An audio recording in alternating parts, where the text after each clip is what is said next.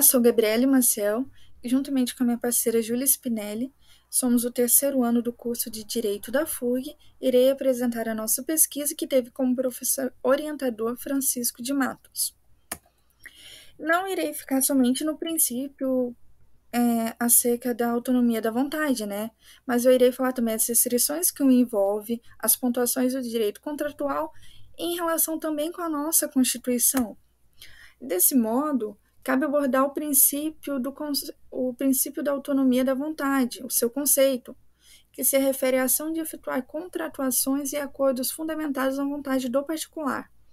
Em decorrência disso, o contrato, como ele é habitual, se encontra no campo dos direitos pessoais. Desse modo, a vontade é caracterizada como respectivo proponente impulsionador do controle do humano, em comparação com as outras espécies existentes na Terra. A gente fala que é um ponto diferenciador do humano com as outras espécies os fatos jurídicos, os atos jurídicos, certo? Em relação aos fatos naturais. Desse modo, a autonomia e a liberdade dos indivíduos se mostram enraizados no nosso contexto liberal. E é nesse ponto que surge o encontro entre o princípio que estamos discutindo e o liberalismo. Porque quando a gente relaciona a autonomia da vontade e a autonomia privada, tem que a autonomia da vontade se dá por um tipo de gênero de vontade, porque entende que somente os fatos jurídicos.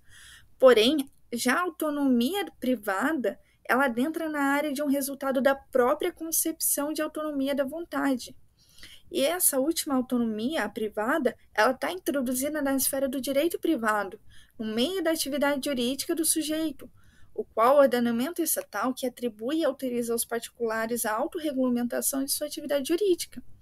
Então, a gente diz que as partes estabelecem como legisladores de suas próprias matérias jurídicas, produzindo suas próprias normas jurídicas vinculadas e de efeito reconhecido pelo Estado. Quando a gente conceitua esse princípio, a gente diz que a ação de efetuar as contratações e acordos fundamentados na vontade do particular.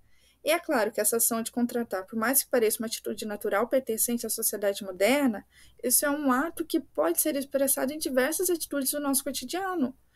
Ele é apenas necessário que manifeste a vontade.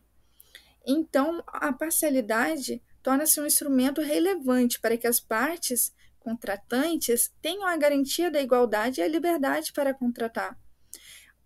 E pode ocorrer também limitações expressas ou implicitamente determinadas por normas em proteção do Estado, de suas instituições e do interesse da coletividade, em competência de contratar.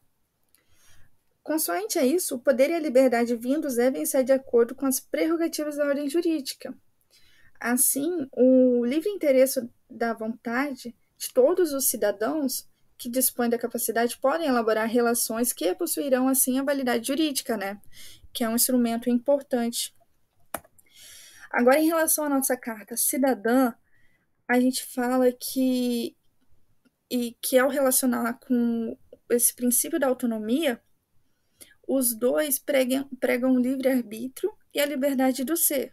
Porém, a diferença entre eles é que o documento maior trata de limitar, enquanto o princípio da autonomia da vontade, ele sofre as limitações. E a respeito das restrições, essas limitações em relação às obrigações contratuais, se dá na autonomia da vontade, fundamenta a liberdade contratual das partes, certo? Então, a importância da restrição se dá para que seja necessário que respeitem a moral e os bons costumes que os dois pregam, que os dois alimentam. Diante disso, é relevante abordar que a função social não exclui por todo a autonomia privada ou a liberdade contratual, mas ela age como uma força atenuante da consecução desse princípio. Então, essa tal autonomia, ela se vale sobre o nosso entendimento de escolhas particulares, sobre o contrato, é onde poderemos determinar de que maneira e que será constituído o documento, certo?